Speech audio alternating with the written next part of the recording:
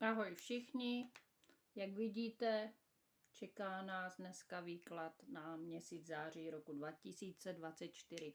Jsem v provizorních podmínkách, protože jak víte, všichni bydlím teď na staveništi. Takže nejsem u svého stolečku, ale to nic nemění na výkladu pro září. Takže začneme kartičkama, které nám řeknou, jaké vztahy nás čekají v tom září. Podíváme se na vztahy. Jinak mám tady novou panenku Mariu, je celá z jantaru a bude teďka při mých každých výkladech, protože je posvěcená. Tak podíváme se, co nás čeká za ty vztahy v měsíci září. A máme tady první kartičku. Ajaj.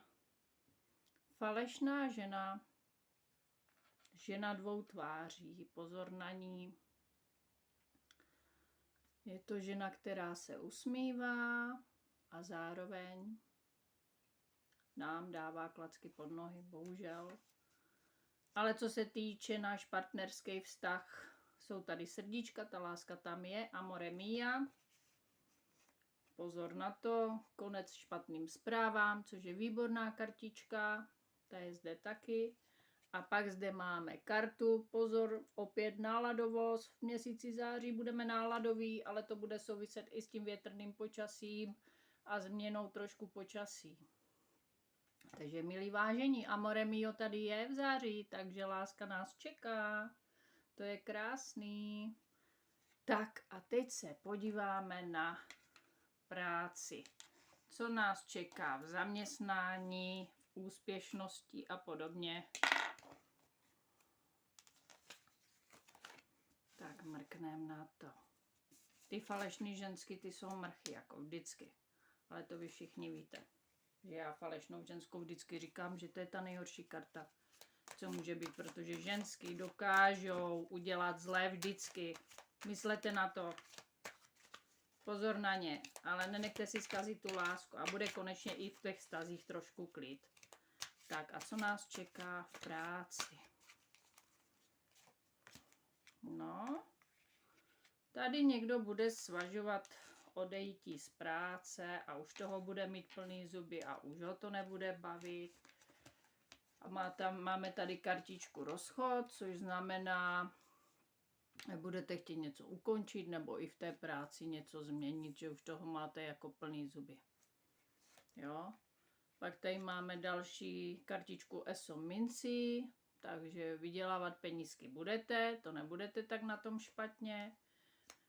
Pozor na to, máme tady krále holí, náš nadřízený nebude s námi takovej spokojený, jak býval. Opět ho máme tady krále holí a máme tady dvojka mečů.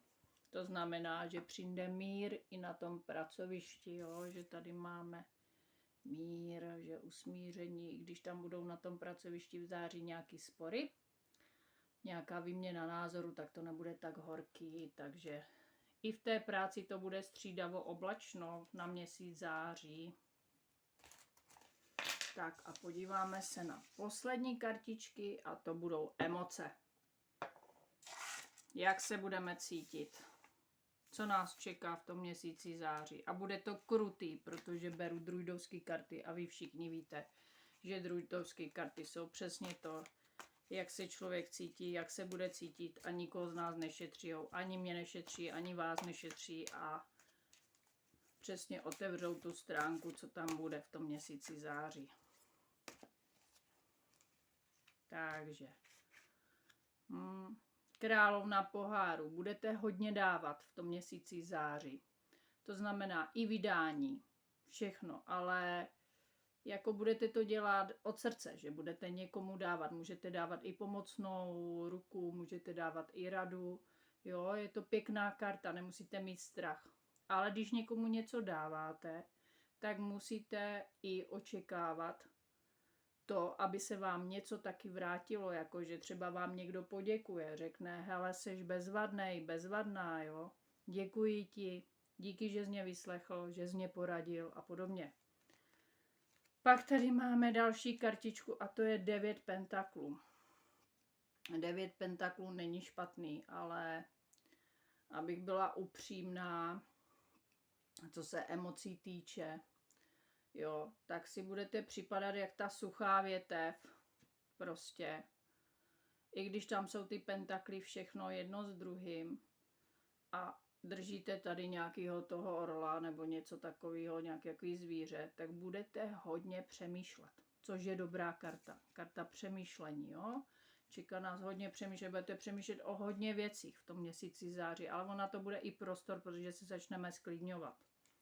Další karta je tady. 5 holí. Takže pozor na to.